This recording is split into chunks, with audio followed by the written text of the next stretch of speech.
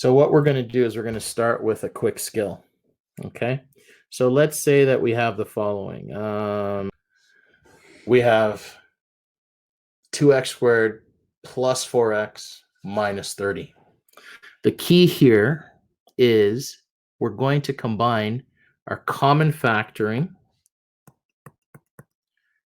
followed by 2 factoring. Okay, if you get to the end of today's lesson, question number 7, then yeah, you might have to do this. Okay, if you don't, that's fine. That's okay, don't worry about it. So the key idea, so the first thing that we got to recognize, we can factor out 2.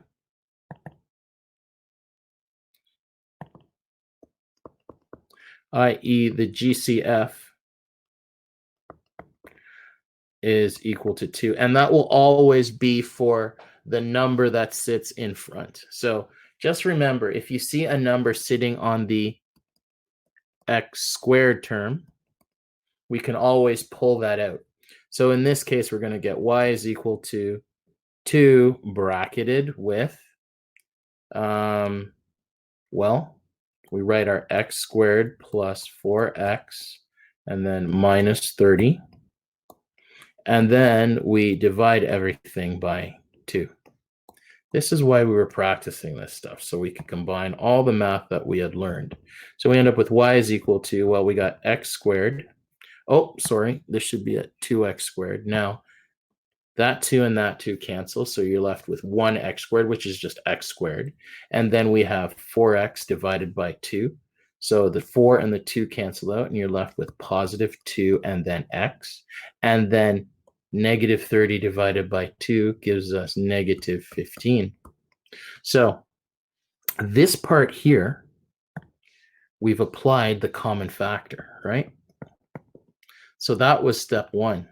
Step 2 is to literally factor this part. So in order to solve this problem, mathematically speaking, what we do is we take a moment and we literally just write y is equal to 2 with 2 separate brackets here. And then we write an aside here.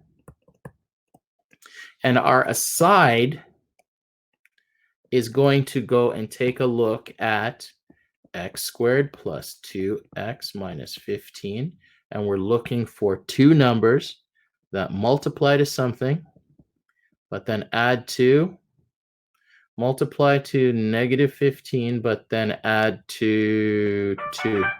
Those 2 numbers are negative 3 times 5, which gives us negative 15, and negative 3 plus 5, which gives us 2, which is what we want. So the numbers are negative 3 and 5. So this green part here literally factors into these 2 things, and we end up with x and x, and then we have our minus 3 and our plus 5. So this is how you go and factor questions number 7 in our lesson.